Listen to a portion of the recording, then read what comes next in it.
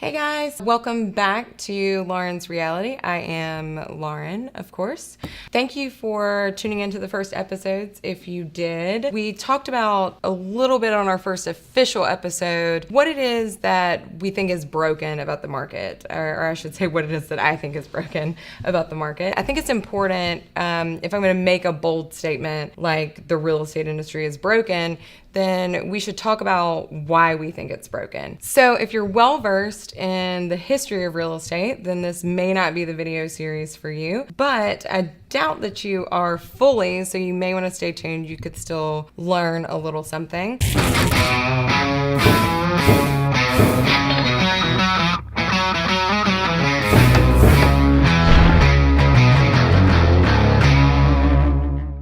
When we're talking about the history of real estate, specifically, we're talking about U.S. real estate and the history of real estate in the United States. So we're really going to start in the 1900s, even though real estate started before that period of time. And the important thing about the 1900s was everything, because that's really the foundation of where real estate started. And in the early 1900s, the real estate market looked completely different than it does now, obviously. If you were to get a mortgage in 1905, for example, the mortgage would typically have been like a 5-year term mortgage. You'd have to put 50% down on that loan, and then you're gonna have to pay it off within that period. So it would balloon pay at the end, and they were typically interest-only loans. Let's say that I'm making payments over that 5-year period. At the end of that 5-year period, I basically got to pay the rest of the 50% that I didn't pay at the beginning. I didn't pay down my principal balance or really gain any equity in homes. Equity was a foreign concept at that time.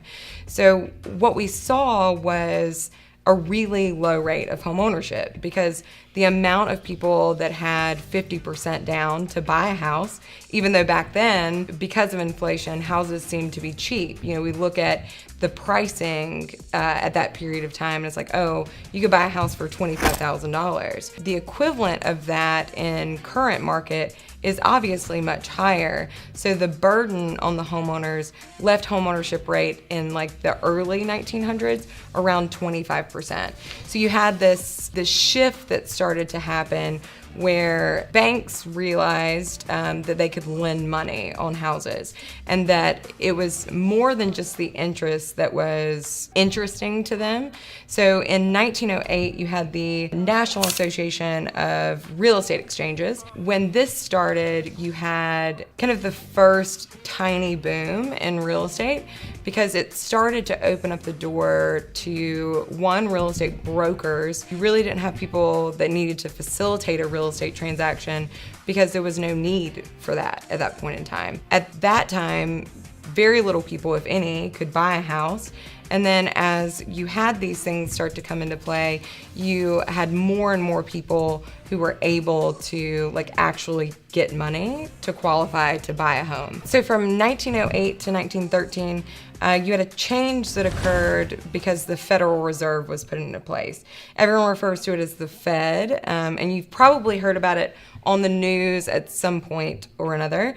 If you had never heard of the Fed, you definitely started hearing about it in the early 2000s when we had our housing crisis, but we'll talk more about that in other series. But the Federal Reserve was important because they were the first ones to really start to mandate and regulate what interest rates were going to be. When that began, you also had kind of like this jump that happened between that early 1900s, or 1900 itself, until 1919, when we started getting some regulation around real estate licensing.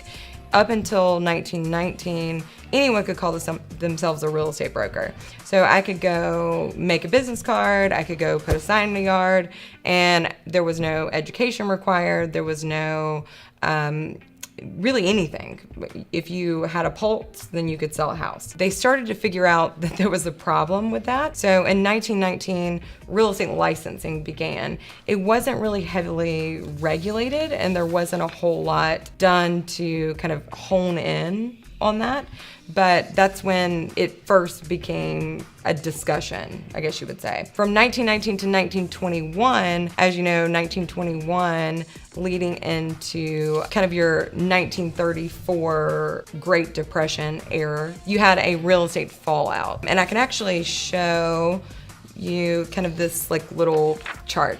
And really the only thing that you have to notice is the trend line, right? So 1921 to 1939, you see bank lending went from being up, and then it took this big dive right here in the 1930s. Why that's important is because this is when the whole country fell apart, right? You had the worst economic conditions still in US history, and everyone was drowning. Because of this, we had started to make some traction in the early 1900s in home ownership. And so more and more people, because of the Fed, because of programs that were being released, were able to actually buy a house. This started to fall off when we hit a huge economic crisis. So in 1933 and 1934, you had FHA, and you had the Homeowners Loan Association or Corporation. These were pivotal moments. This is a turning point in U.S. real estate that's not talked about very often. And the reason why they were created was you had an entire country of people who were so damaged by the financial crisis that happened in the 20s and 30s that they couldn't buy homes. No one could qualify for new mortgages that were coming out. So they needed to develop loan products that people would be able to actually qualify for. The 1930s, especially the early 1930s, were one of the most critical points in U.S. real estate. And the reason for that is that you had solutions that were trying to be presented for the Great Depression. So the Great Depression was obviously detrimental to everyone, and you had products that were coming out like the Homeowners Loan Corporation, FHA, but the most impactful was really the GI Bill. And most people would be familiar with the GI Bill if you've heard of a VA loan, or if you're in the military or have someone in your family or know someone that's in the military, you've probably heard of a VA loan before. And the GI Bill was the launch of VA loans. And this was extremely impactful because it allowed people that were in the military to get government-backed loans that ended up increasing the amount of homes that could be sold.